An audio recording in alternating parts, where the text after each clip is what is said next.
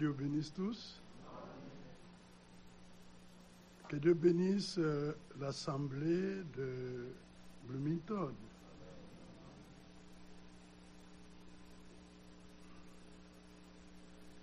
De grands sacrifices ont été consentis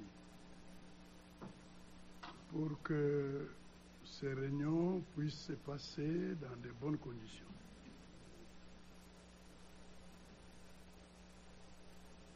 Il y a eu beaucoup de prières qui ont été adressées au Seigneur, ici, parmi les frères et aussi ailleurs. La pression est toujours forte. Je me rappelle, quand on organisait des conventions avec frère Félix, on a subi beaucoup de pression. Il y avait des gens qui pensaient que les temps de convention étaient passés et qu'il n'y a que frère Franck seul qui peut organiser des conventions ou frère Branham.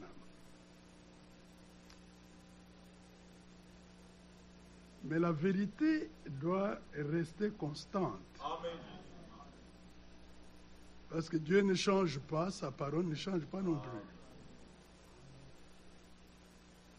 Si Dieu pousse à organiser des conventions, on le fera jusqu'au retour du Seigneur. Parce que dans les conventions, on a la communion autour de la vérité. C'est différent des conventions des dénominationnelles. Parce qu'ils apportent leurs enseignements, ils apportent la politique au milieu du peuple, mais nous, ce n'est pas le cas. Nous parlons de Jésus-Christ. Nous parlons des promesses de Dieu qui doivent s'accomplir avec nous. Et nous parlons de préparation et d'autres choses. Nous ne pouvons plus revenir pour dire les conventions sont bibliques. Ceux qui sont bien enseignés savent que les conventions sont bibliques. Et la communion autour de la parole de Dieu est biblique. Bon, peut-être si on produit les citations de Branham ou de Franck, ça peut convaincre d'autres personnes. Mais nous, la citation ou le verset de la Bible nous convainc pour toujours. Le thème est très profond. Dieu ne change pas. Le frère a donné la pensée clé du thème de la convention. Dieu ne change pas sa manière de faire les choses. Dieu ne change pas son plan éternel. Dieu ne change pas sa parole. Il ne change même pas la pensée au sujet de sa parole. Mais Dieu a le pouvoir de changer beaucoup de choses. Dieu change les ténèbres en lumière. Dieu peut changer un pécheur en un fils de Dieu. Il est capable de le faire. Vous voyez? Il dit, je vais changer le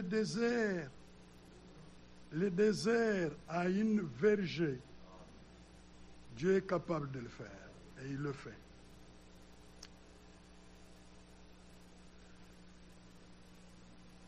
L'évangile, il est éternel. Comme vous pouvez le lire aussi ici. 1 Pierre, chapitre 1er, versets 23 à 25. Puisque vous avez été régénérés, non par une semence corruptible, mais par une semence incorruptible, par la parole vivante et permanente de Dieu.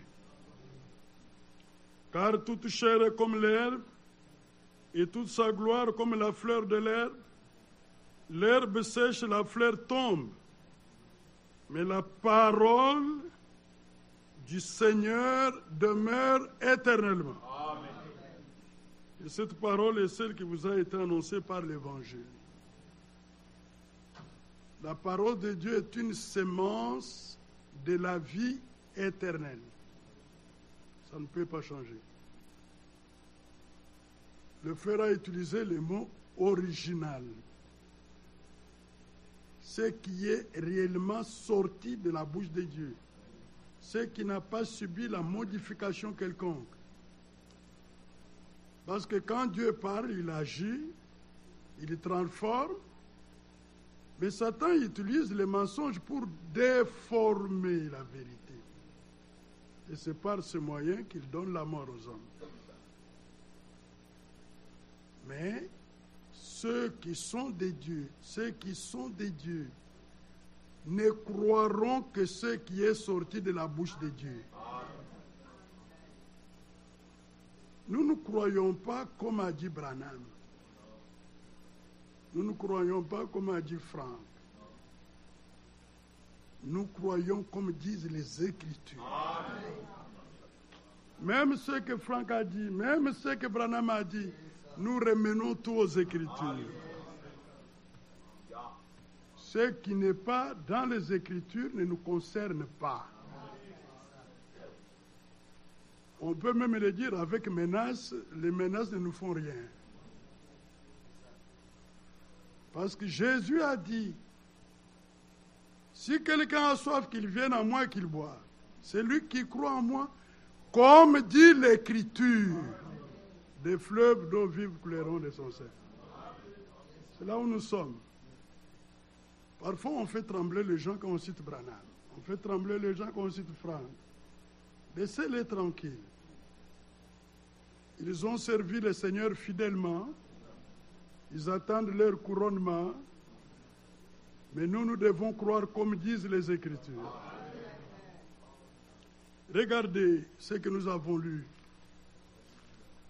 Il y a beaucoup de choses, mais on dit l'essentiel, n'est-ce pas? Regardez, de Timothée chapitre 3.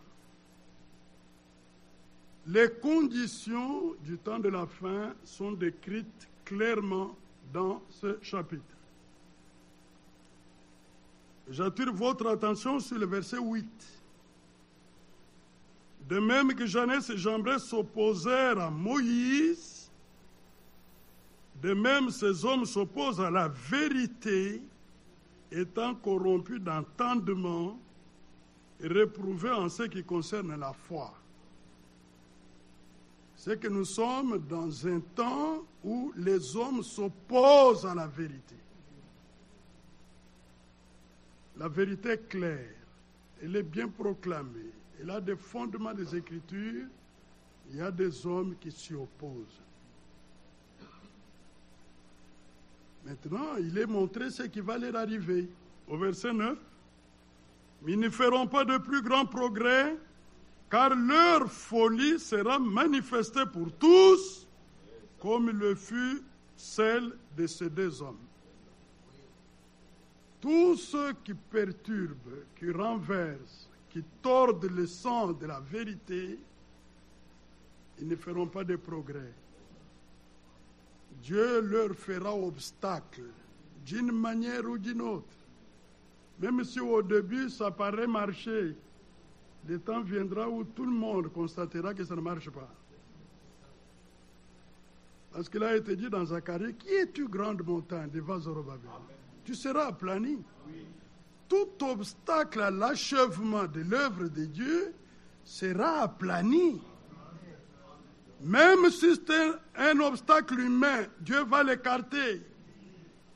Dieu doit achever son œuvre dans une grande victoire.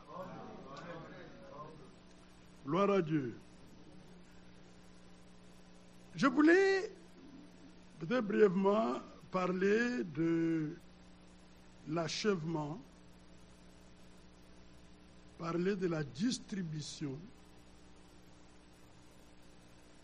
et parler de quelle manière un serviteur de Dieu peut faire des progrès dans le service divin. Peut-être c'est par là qu'il faut commencer.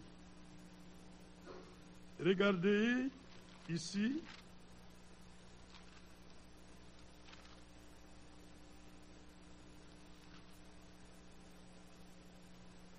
« 1 Timothée, chapitre 4.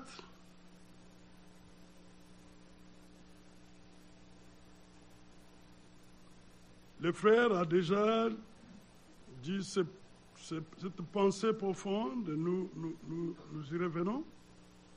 Je suis au verset 12. Que personne ne méprise ta jeunesse, mais sois un modèle pour les fidèles, en parole, en conduite, en charité, en foi, en pureté. Jusqu'à ce que je vienne, applique-toi à la lecture, à l'exhortation, à l'enseignement. Ne néglige pas les dons qu'il y a en toi, qui t'a été donné par prophétie, avec l'imposition des mains de l'Assemblée des anciens. Occupe-toi de ces choses, donne-toi tout entier à elles, afin que tes progrès soient évidents pour tous. Alors, veille sur toi-même et sur ton enseignement. Persévère dans ces choses, car en agissant ainsi, tu te sauveras toi-même et tu sauveras ceux qui t'écoutent. Un prédicateur doit vivre sa prédication, ça c'est clair. C'est pourquoi le premier appel de Dieu à l'homme, ce n'est pas l'appel au ministère, c'est l'appel au salut. Parce qu'il est engagé dans une œuvre divine, cet homme doit lui-même porter la nature divine pour être en mesure de communiquer la vie de Dieu aux croyants. Mais il faut aussi que ce serviteur soit un homme constant. Que ce ne soit pas un homme qu'on bouscule par les événements, un homme qu'on manipule par les autres. Un vrai homme de Dieu n'est pas manipulable. Vous savez combien de pressions Jérémie a subi parce qu'il portait la vérité?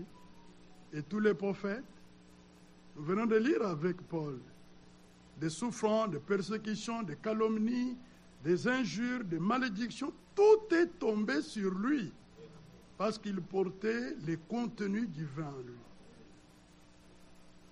Mais il n'a pas fait le jeu de ceux qui s'opposaient à la vérité.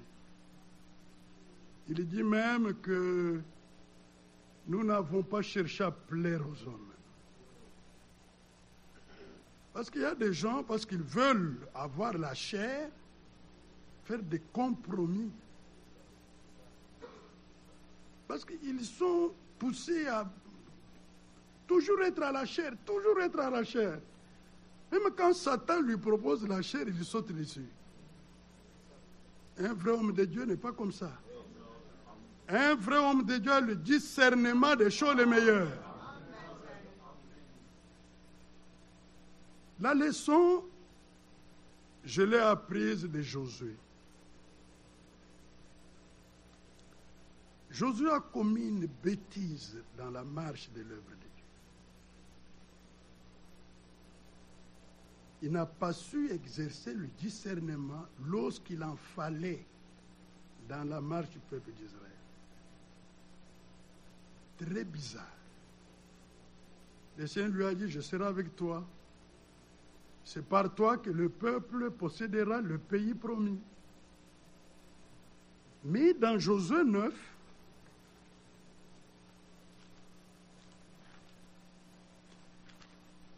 il s'est passé une chose bizarre. Le peuple de Dieu a été infiltré.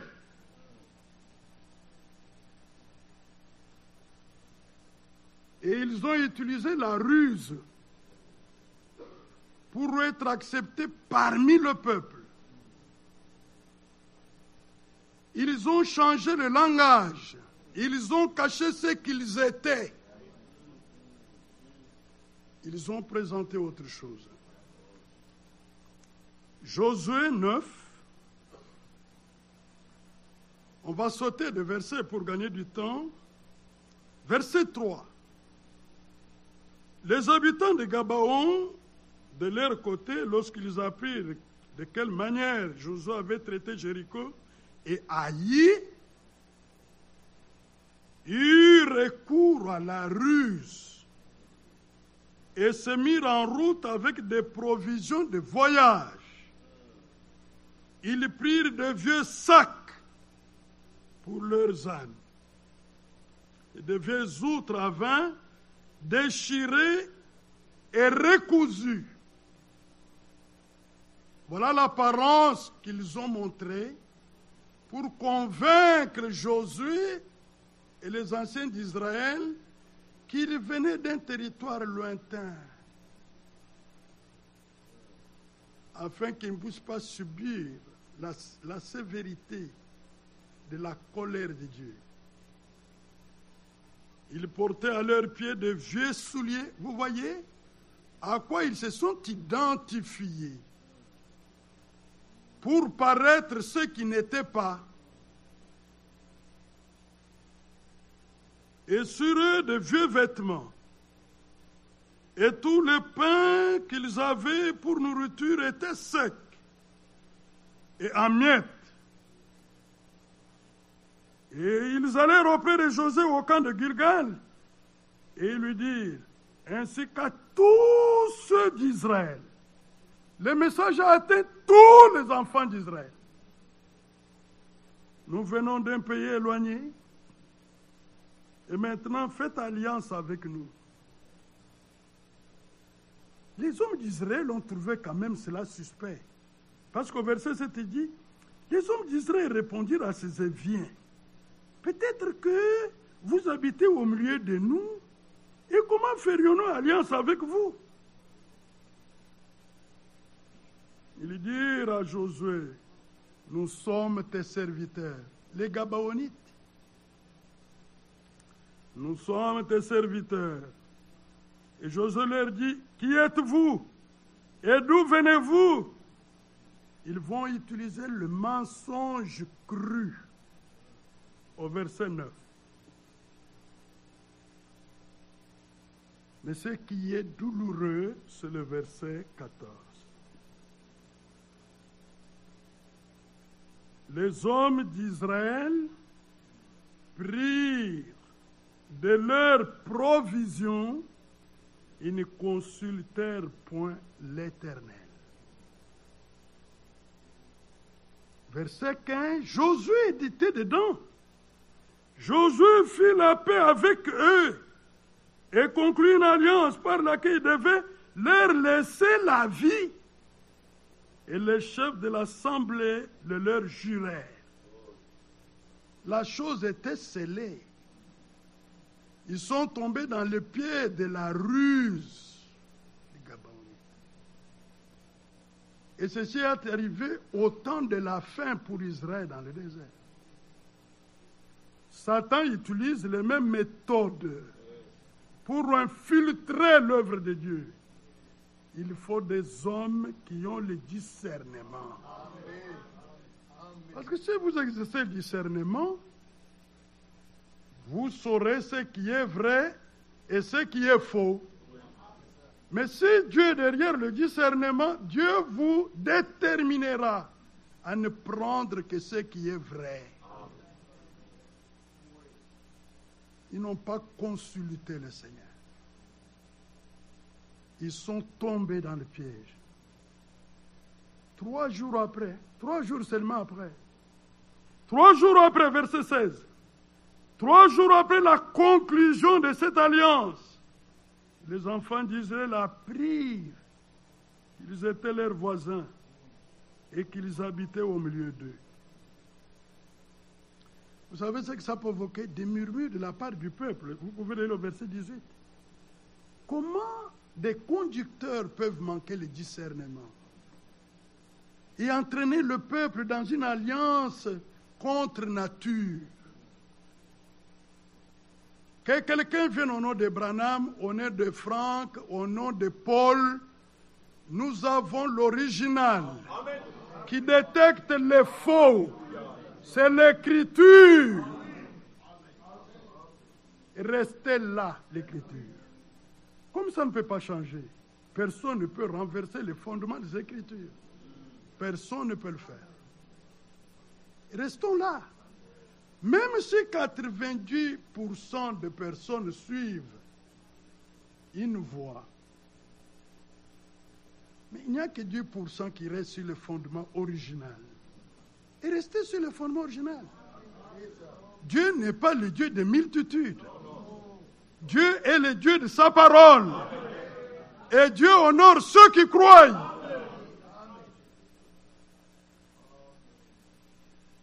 Les infiltrés. Les frères a fait allusion aux infiltrés au début de l'Église. Galates.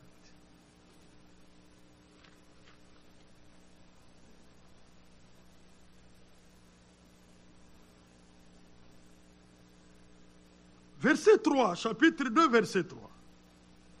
Mais tout qui était avec moi, qui était grec, ne fut pas même contraint de se faire circoncire. Et cela à cause des faux frères qui étaient furtivement introduits et glissés parmi nous pour épier la liberté que nous avons en Jésus-Christ avec l'intention de nous asservir. Nous ne leur cédâmes pas un instant et nous résistons à leurs exigences. Dans quel but? Afin que la vérité de l'Évangile fût maintenue parmi nous et parmi vous. La vérité, c'est la vérité de Dieu. Il n'y a pas la vérité de Branham, de Franck, de Paul. Non. L'Évangile n'est pas l'Évangile de Paul. L'Évangile n'est pas l'Évangile de Branham, ni de Franck, ni de Moïse. C'est l'Évangile de Dieu. L'évangile de Dieu qui ne change pas. Tout ce qui est éternel ne change pas. Comme Dieu est éternel, il ne change pas. Sa parole est éternelle, il ne change pas. Sa nature est éternelle, il ne change pas. Parce que quand vous regardez Dieu éternel qui ne change pas, les vertus de sa vie ne changent pas non plus. C'est pourquoi quand il a dit dans l'Ancien, ne commettez pas adultère, dans le Nouveau Testament, c'est la même chose. Dans l'Ancien Testament, honore ton père et ta mère. Dans le Nouveau Testament, c'est la même chose. Dieu ne peut pas changer sa nature. Dieu ne peut pas changer sa parole. Même si plusieurs marchent dedans, mais si Dieu vous fait grâce de reconnaître la vérité, demeurez dans la vérité. Voilà, ils étaient là. C'était des infiltrés. Ils ont adoré avec nous. Ils ont chanté, ils ont prêché, ils ont dansé. C'est Paul qui parle ici. Mais ils sont entrés furtivement. Ils imitent notre langage.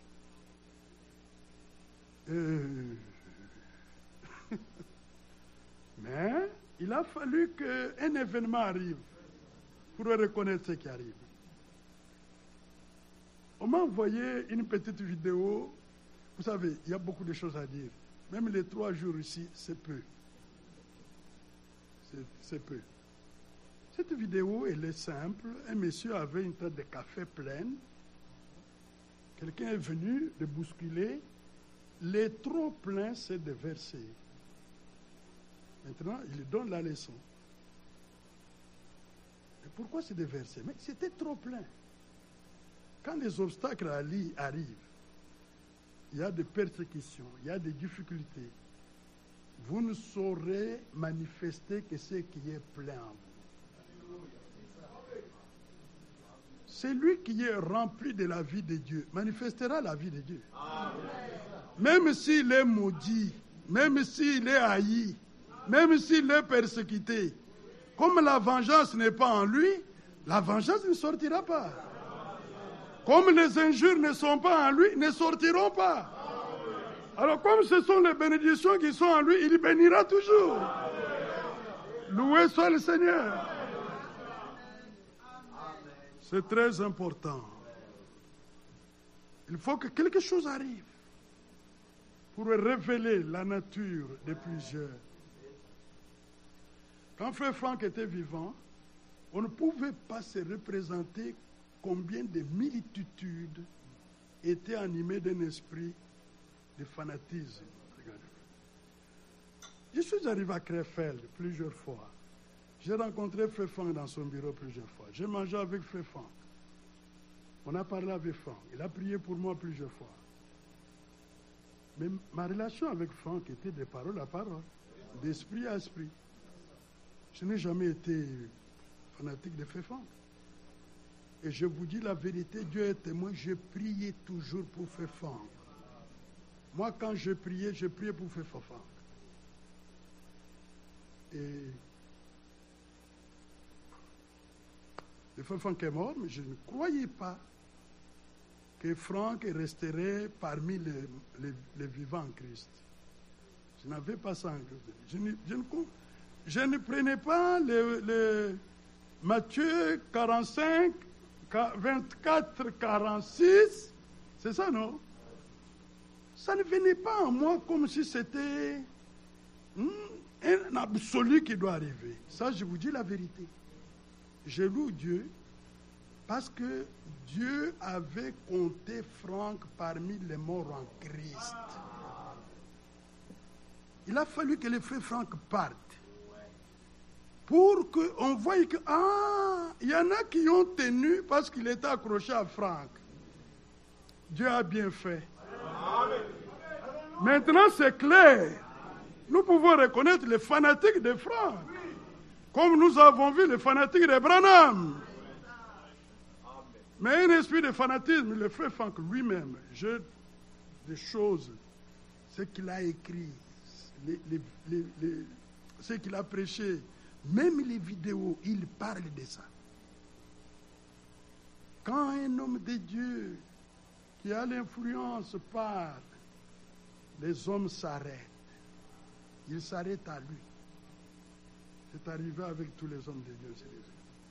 Il a fallu que Franck parte pour qu'on voie qu'on était infiltré. Non, c'est vrai ce que je vous dis. On était infiltré. L'Église était infiltrée au commencement. Prenez juge. Ce que je n'aurais pas à dire, d'autres le diront. Alors, on n'est pas inquiet. Prenez juge.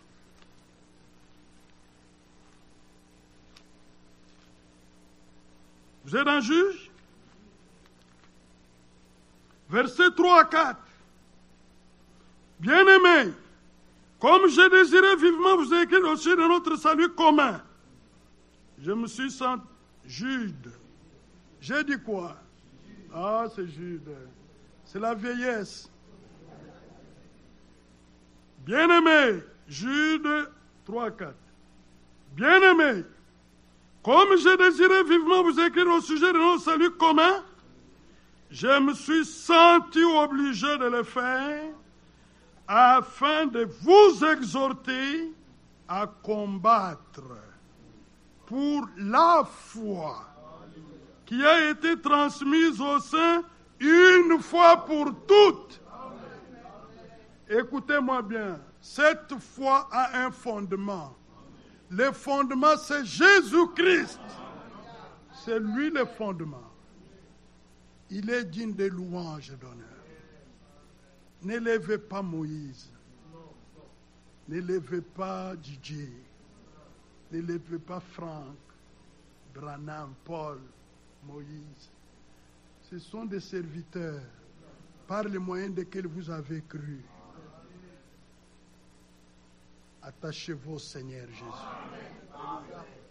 Parmi tous ces serviteurs, personne ne peut vous donner la vie. Personne ne peut vous perfectionner. Il n'y a que Dieu seul qui peut le faire. Mais nous respectons les hommes de Dieu. Nous prenons le contenu divin que Dieu leur a donné pour nous, mais nous les laissons tranquilles.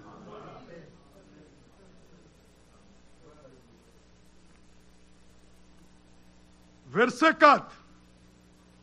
Car il s'est glissé parmi vous certains hommes dont la condamnation est écrite depuis longtemps, des impies qui changent la grâce de notre Dieu en dissolution et qui réunit notre seul Maître, Seigneur Jésus-Christ. Vous avez vu, il y a eu des infiltrés. Maintenant, écoutez. Dieu a son Église, Satan a la sienne. Dieu a ses ouvriers, Satan a les siens. C'est biblique. Dieu a son royaume, Satan a son royaume. Dieu a eu son Éden, Satan a son Éden à lui. Dieu a son Jésus, Satan a son Jésus. Ah, c'est lourd. Dieu a son esprit, Satan a son esprit. Est-ce que vous comprenez? Mais quand je dis Satan a son Jésus, je n'ai pas vu les gens dire Amen directement. Mais c'est vrai. Prenez 2 Corinthiens. Oh là là, mon Dieu.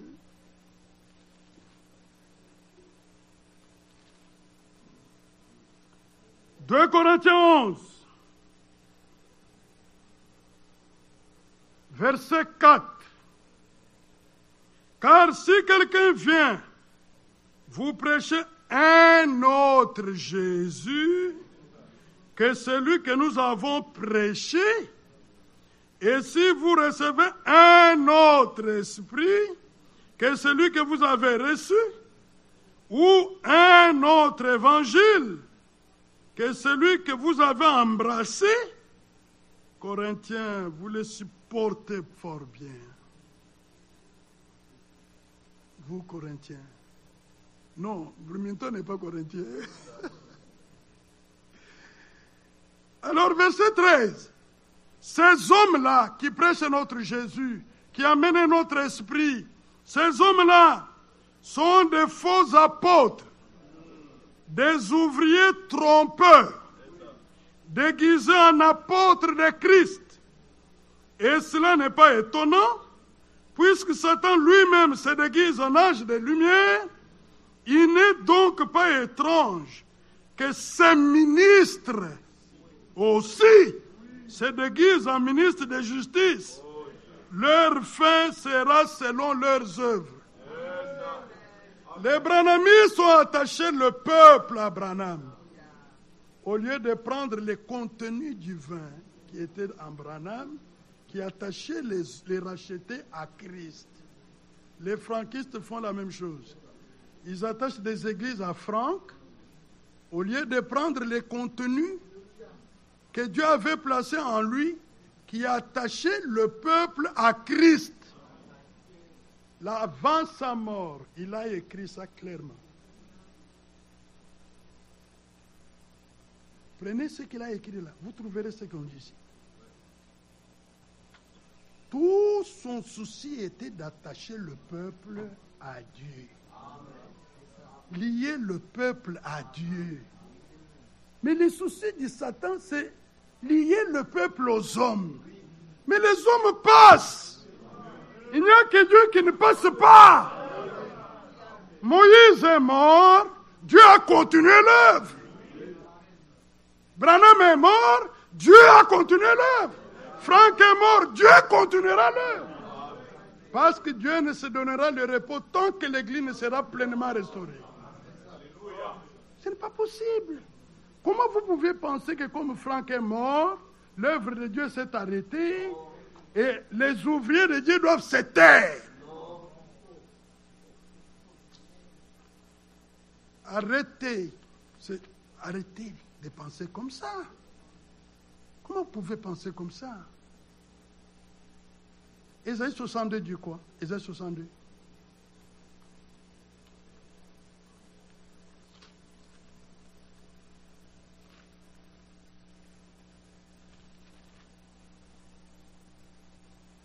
Premier verset. Pour l'amour de Sion, je ne me tairai point. Pour l'amour de Jérusalem, je ne prendrai point de repos.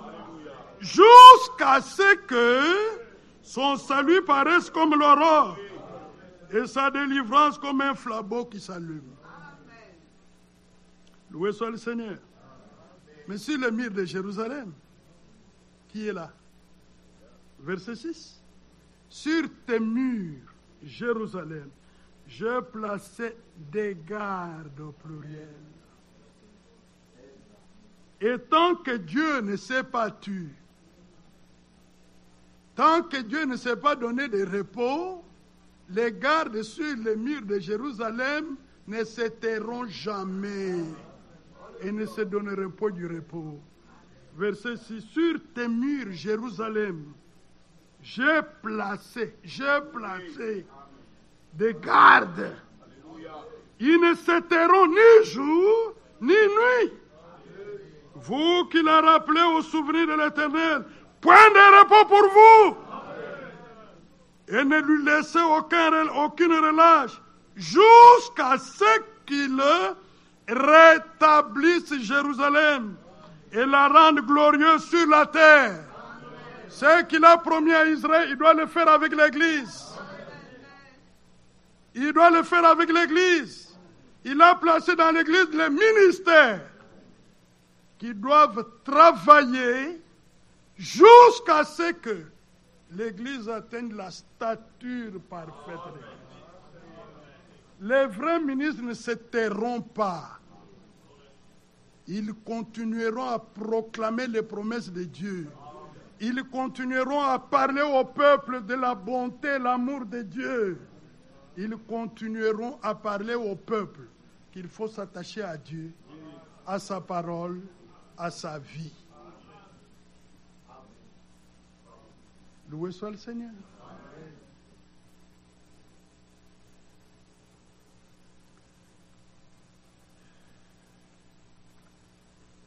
Comme le frère l'a dit, il y a beaucoup de choses qui circulent sur les réseaux sociaux. Un homme a posté, en dehors des retransmissions, il n'y a pas de salut pour certains. Ah, mais comment? Quel rapport y a-t-il entre la rétribution et le salut de Dieu? Avant qu'il y ait retransmission, il n'y avait pas le salut. Est-ce qu'ils doivent se taire? Quel rapport y a-t-il? Le salut vient de qui? Le salut vient de Dieu.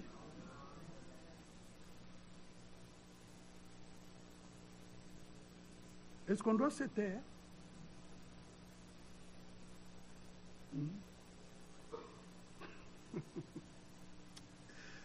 Ce n'est pas vrai.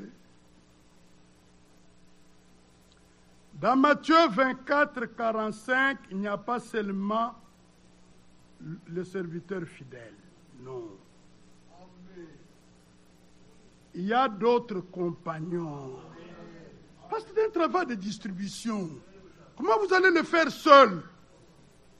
Ce n'est pas possible. C'est la distribution. Et le Seigneur a montré dans le Nouveau Testament en pratique comment la distribution doit se faire. C'est 2 Timothée 2. C'est comme ça que ça doit se faire. Vous allez chercher ailleurs. Tout est là, non? Le problème, c'est d'avoir l'original. Et il faut que l'original qui est sorti de Dieu parvienne au peuple. Je reprends. Il faut que l'original qui est sorti de Dieu parvienne au peuple. Sans avoir enlevé ou ajouté quelque chose. C'est pourquoi il est question de fidélité. N'ajoutez rien et retranchez rien. Branham est venu avec de grands miracles. Il a ressuscité des morts au nom du Seigneur. Dieu a fait de grands miracles. Il a fait pousser le bras de quelqu'un coupé. Il prit, les bras poussent. Il est allé vers le nord là-bas, on a écrasé un enfant, le cerveau dehors, le sang partout, l'enfant est mort. Il venait de l'aéroport, il a trouvé cette histoire sur la route. Il avait déjà vu la vision là-dessus. Il est venu, il a imposé les mains, il a prié, le cerveau est rentré, le sang est rentré, l'enfant était debout par la puissance de Dieu. N'est-ce pas? Mais si lui, nous le ramenons aux Écritures, qui on ne peut pas ramener aux Écritures, on ramène tout à l'Écriture. Si ce n'est pas l'Écriture, on ne marche pas.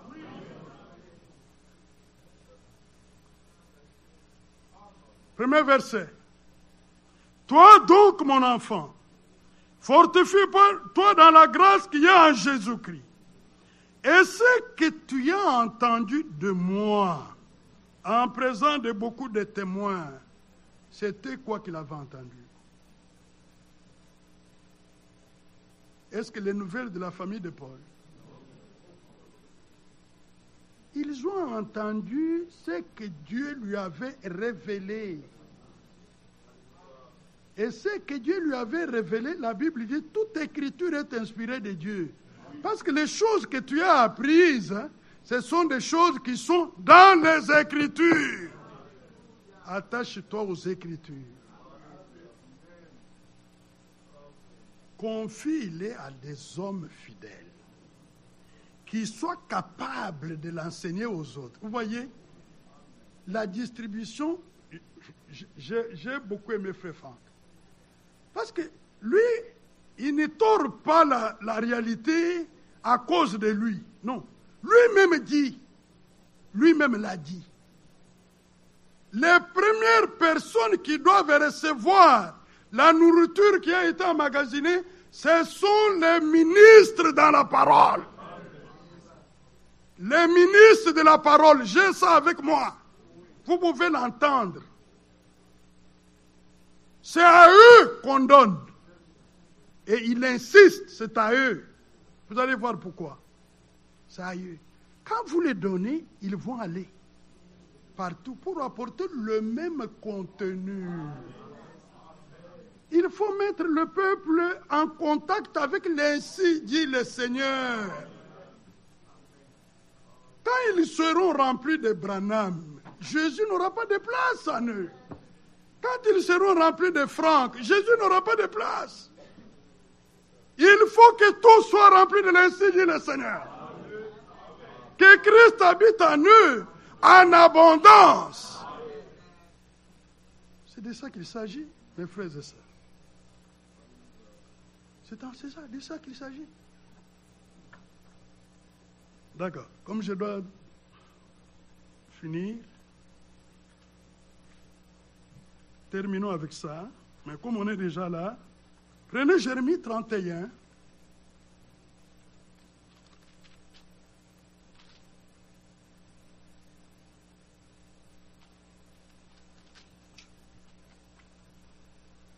Jérémie 31, verset 14.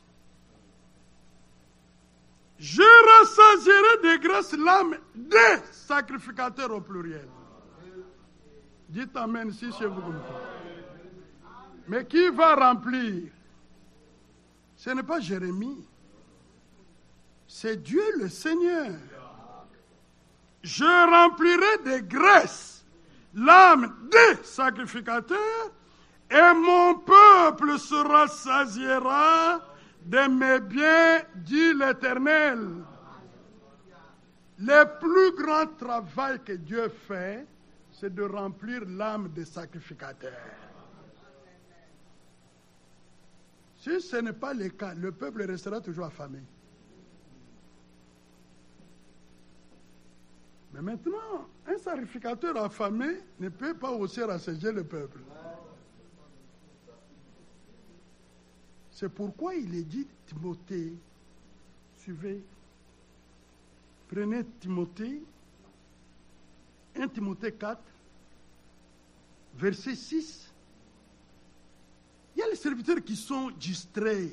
Ne soyez pas distraits. Passez le temps à nourrir votre âme. Comme ça, Dieu vous utilisera pour remplir son peuple. 1 Timothée 4.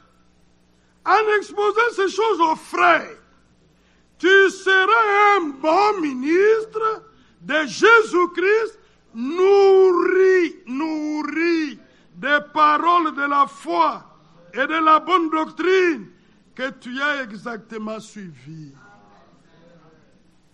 Voilà le programme de Dieu. C'est ça le programme de Dieu. C'est que les ouvriers doivent être nourris et rassasiés. Au lieu de répondre aux attaques des frères sur Internet, répondre aux attaques, asseyez-vous devant Dieu. Remplissez votre âme et vous serez utile à Dieu. Je ne sais même pas si c'est compris. C'est bien entré cette histoire. Vous perdez le temps. Comme je le disais l'autre jour, un frère qui appelle, je l'ai dit à Roi Chambry, il dit, frère Moïse, sois courageux. Vraiment, sois courageux, que Dieu t'aide. Bon, je ne dis pas pourquoi, je ne sais pas pourquoi il disait ça, bon, j'ai compris. J'ai dit non. Là-bas, c'est plein de vertus de Dieu. Il n'y aura pas le charnel qui sortira. Par la grâce de Dieu. Et à la longue, les enfants de Dieu feront la différence. Ah oui, justement. Alors c'est Dieu seul qui confirmera la chose. On a peu d'arguments. Même si vous vous mettez à parler à gauche, à droite. D'ailleurs, je ne publie pas sur les réseaux sociaux. Je suis calme. Dieu s'en occupe. Mais je vous dis sincèrement, dans mes prières, je prie pour eux. Et je suis fort. Très fort même. Vous voyez? Vous êtes distrait pourquoi? Nous sommes à l'achèvement. Le peuple doit être rassasié. Et Dieu passe par des sacrificateurs au pluriel. Sinon, ils seront affamés. Et vous savez ce qu'Ézéchiel a fait? Ce que Dieu lui a dit. Mange les rouleaux. Vous savez ce que le Seigneur a dit à Jean dans Apocalypse 10? Mange les rouleaux. Vous aussi, mangez les rouleaux. Amen. Ne vous... Fouillez les discussions, les discordes. Fouillez ces choses. On n'a plus le temps. Occupez-vous de votre préparation. Priez pour le peuple de Dieu. Consacrez-vous au Seigneur. Et Dieu vous bénira. Que Dieu vous bénisse. Que Dieu vous bénisse. Il y a tant de choses, mais vous savez. Hein. On fait.